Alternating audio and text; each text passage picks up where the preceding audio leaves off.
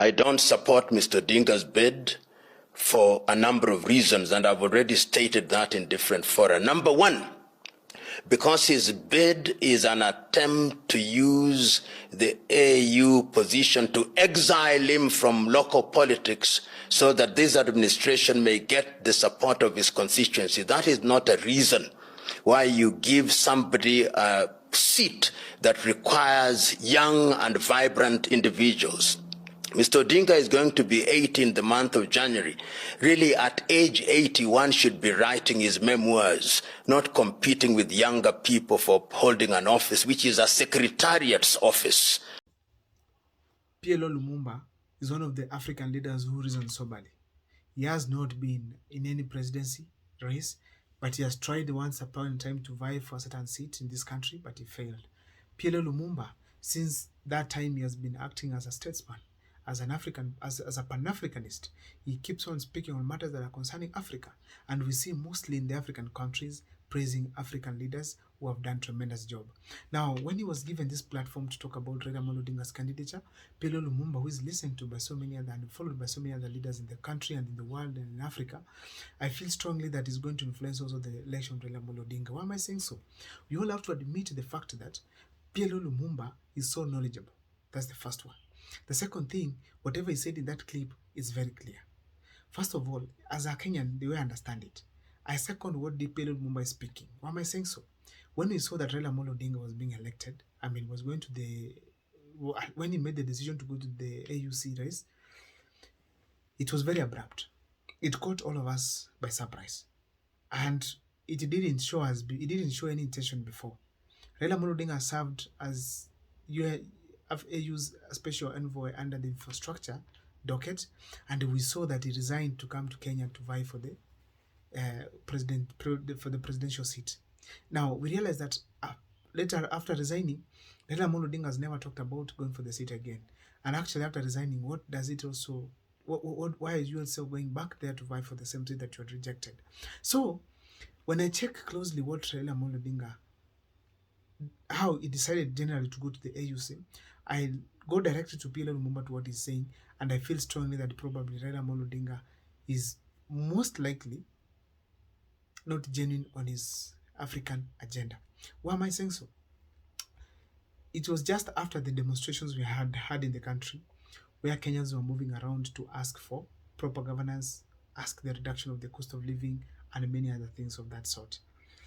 Kenyans' youths were killed, youths were abducted, youths were also arrested, and it was very sad. Nobody has ever been brought to book right now for doing such kind of heinous acts.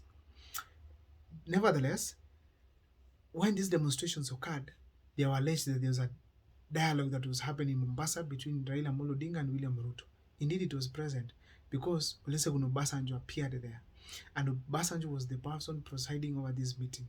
And in that kind of a meeting, the NADCO team was established just to wink Kenyans' thinking, and also apart from that, it was also alleged that Raila Odinga is going to be supported to go for the AUC seat.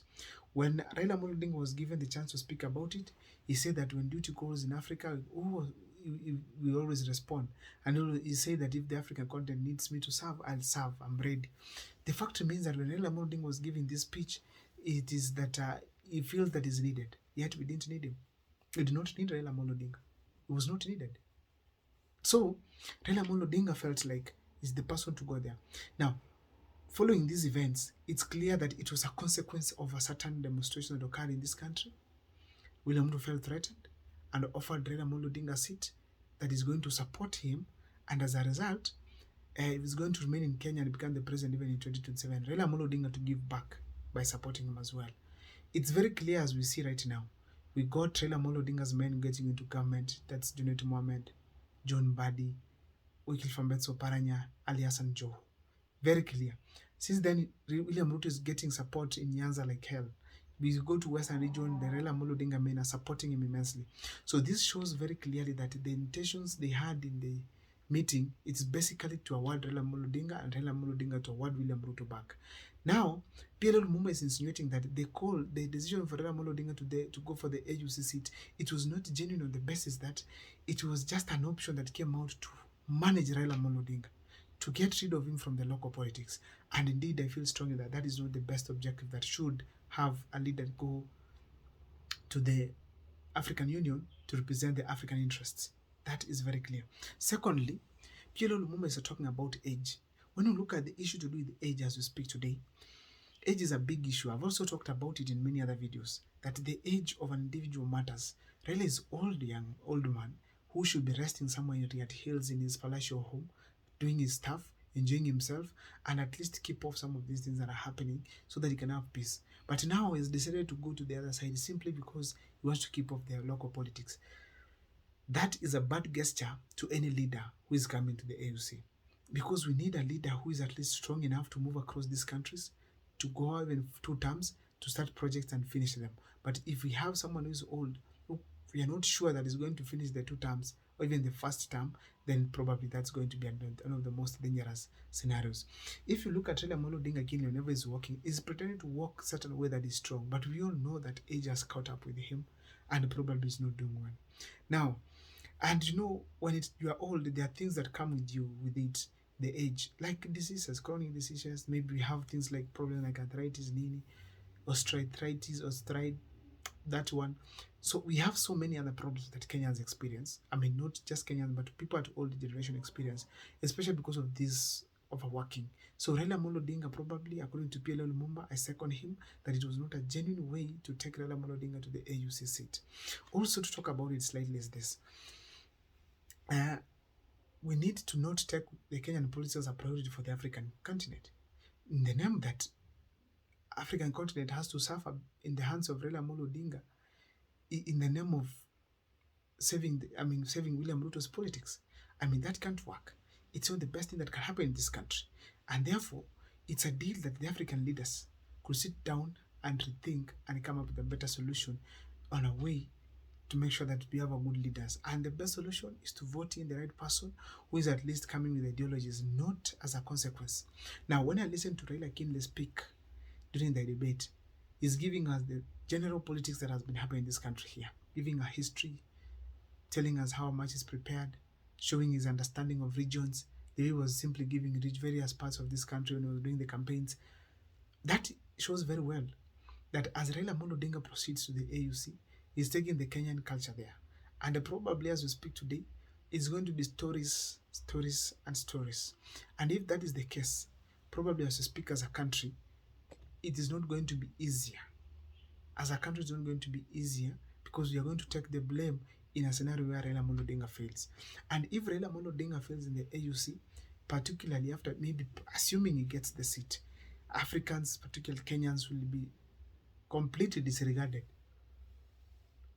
There will be celebrations, yes, locally, but there will be no help to the African continent because we didn't see any achievement when it was under infrastructure. What is the surprise that is going to happen come Raila Amolo Odinga's leadership now as the AUC chairperson that he was not able to implement? When you listen to his statement that he was making, it is basically about the infrastructure, which he had the chance to implement, but he could not still do well. Now, remember that Raila Amolo Odinga is always being managed with this kind of projects. He first brought BBI in the name of trying to manage the country or bring equitable resources, but it finally ended to courts and finally rejected and thrown out by the Kenyan courts. Now, that is very dangerous. Probably the same way they are taking out the AU things. Because why do you have to manage Raila Amolo Odinga at the expense of Kenyans? During that time, money was used by Kenya, for taxpayers' money was used to push for BBI, but eventually realized that it ended up nowhere. And that wastage of money, Raila Amolo Odinga is not tired of it. He's again taking it now because as we speak today, he has been given billions of money to do the campaigns, at least the 10 billion to go and do the campaigns. It still hurts more because you realize that when they are doing these campaigns, it's taxpayers' money are spent and Raila Amolo Odinga does not care. That is why it is very dangerous now as we speak as a continent to look at how things are happening closely and get the advice from those who know, like P.L.O. Lumumba.